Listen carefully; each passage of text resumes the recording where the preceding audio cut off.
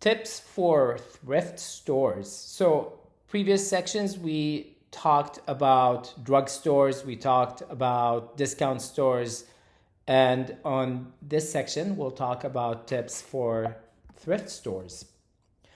So with thrift stores, this one is a hit and miss, but sometimes you will find really good finds. And those, of all the places, I feel like this brings me the most joy because you don't really know what you're going to find. Sometimes you find absolutely nothing, and sometimes you come home with a whole bunch of items that you were not expecting. With the thrift stores, you want to go as early as possible and as often as possible. Typically speaking, with the thrift stores, I've seen success going during the day or during the week, not on the weekends, just because people are typically working, and a lot of treasure hunters like to go on weekends just to buy stuff for themselves to get a really good discount. With these stores, you already have good prices. Now, the magic is to find the right items. And like I've explained to you multiple times, Amazon app will be your best friend, especially in thrift stores. There's new inventory that comes in almost every single day with thrift stores, and they're put out daily and frequent visits. Sometimes I've hit thrift stores multiple times a day, but that was when I wanted to really see if I could get some good items. I typically did that towards the end of the summer or the beginning of the spring, just because this is when people are either cleaning out their houses and getting rid of items that they haven't even touched. And sometimes big retail stores, they decide to donate to thrift stores. We're talking about Goodwill. We're talking about DI. If you live in Utah, there's a place called DI, the Desert Industries. They bring a lot of good stuff. So I remember it was really cool to go scout for products there. Target hard goods.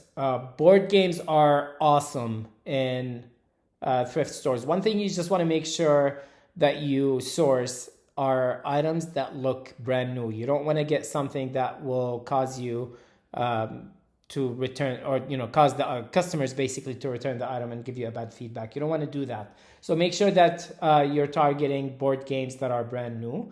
Typically speaking, they're a little bit higher price, and I found success in negotiating prices, believe it or not. In the thrift stores, I was able to influence the price of items, and I told them, hey, if I buy a bunch of these, can you give me a better deal? And typically speaking, they'll say, the price is set, but if you tell them I'm buying the entire batch, they'll give you a really good deal. So I've done that before. Never shy from asking for a deal. Remember, the worst can happen is that they will tell you no. And that's a good thing. If they tell you no, that you've tried your best, you know that there's absolutely no wiggle room, and then you move on. You either buy it or don't. Make sure that you're looking for a product that's recognized nationally on Amazon, that it has sales already, that it has a good BSR below 200,000. Typically, you want to look at something between the 70 to 100,000. If you find anything below 70,000 BSR, you have hit the jackpot, my friend. Just make sure that Amazon isn't selling it. Even if Amazon is selling it, you might have actually good wiggle room to lower the price and compete better than Amazon on these products. Believe me, I've done that before, and it was really successful. Look for sealed products. I mentioned that before, but make sure that your products that you're buying are brand new. They're not used, and they are not, they're not tampered with in terms of their packaging. You want to make sure that they are sealed.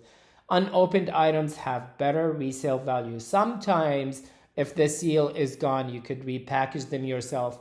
I tend to shy away from this process. I like to ship stuff that look like they came from the manufacturer. Because remember, people that are on Amazon oftentimes don't even understand that there's a third party selling the product on Amazon. They actually don't even know you exist. So they think they're buying either from Amazon directly or from Amazon through or from the manufacturer through Amazon. They don't even know that there is a third party seller selling products on Amazon. So you just want to make sure that you are getting the highest quality products in terms of packaging and in terms of the item itself.